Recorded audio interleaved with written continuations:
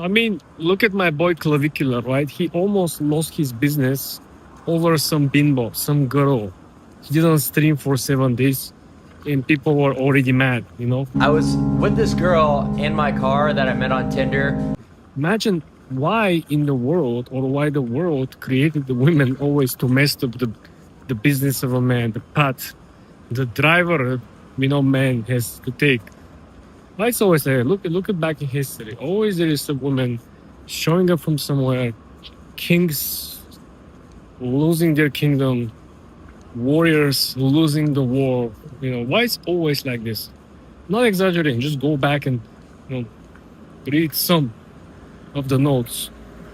Even in some of the fairy tale old Greek mythology, women has always been involved in such a destructive mode.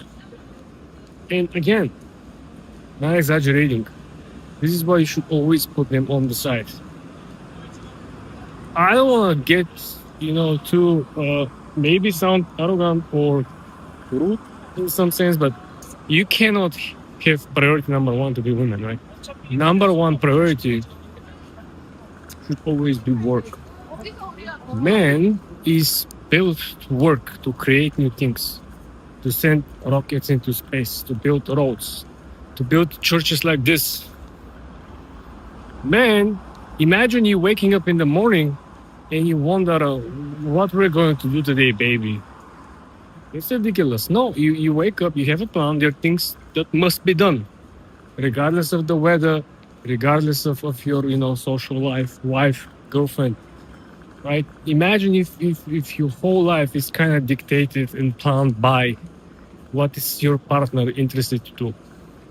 I understand some people would say, well, your wife or your girlfriend should be happy, right? She should have an interesting life, and I completely agree.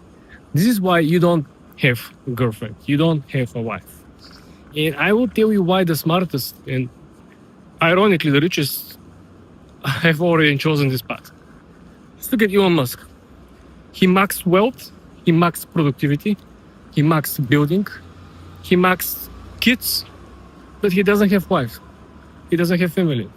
He skipped the worst part in man's evolution, which is spending time doing nothing, watching TV with your family, taking kids from school or driving them to school, going to these stupid school meetings, parent meetings, all this nonsense.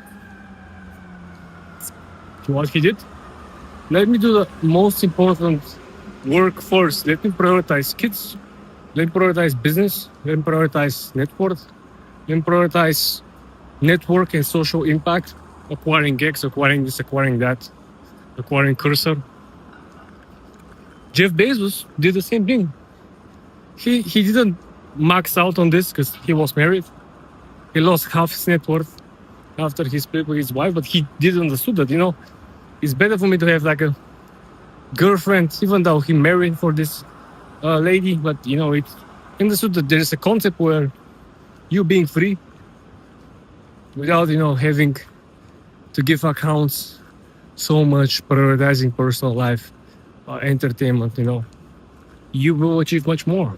Same thing with Bill Gates, right? He understood this probably before anyone else, because some of the media were reporting he was, talking to Epstein to get an advice, should he get divorced or what. But anyway, the point is that the big boys, or the smartest from the big boys, who already divorced with the wives, right? Who choose effectively to focus on the business, prioritize the business, and put all the social life on the secondary stance. And don't get me wrong, having a wife and girlfriend is not the same as having kids. Having kids, it is a priority. Having girlfriend or wife, no. Just think about why even have 14 kids and 6 or 8 wives. That's different priorities, right? That's what I'm trying to explain, that having girlfriend or wife, it's not a priority. Having kids, it is a priority. Having someone to take care of the kids, it is a priority. And this doesn't mean it has to be the wife or the girlfriend. You have to be strategic. Forget about the old school systems where, everyone should choose his path and follow through. Not really. It's a hot day. The path is built or created by the more or most influential individual. That's what Elon is. That's why Jeff Bezos is. Right? He chooses what's going to happen. That's why my boy Clavicular, if you go back to, he's very young, I understand. He wants to live his life, right? But imagine he's on top of the social media game right now. He effectively replaced Andrew Tate being the most Google man on earth, right? So when you're in this position where he in my opinion, surpassed Andrew Tate because he was invited to almost every big, I would say, talk show, network, podcast around the world, not only in the US.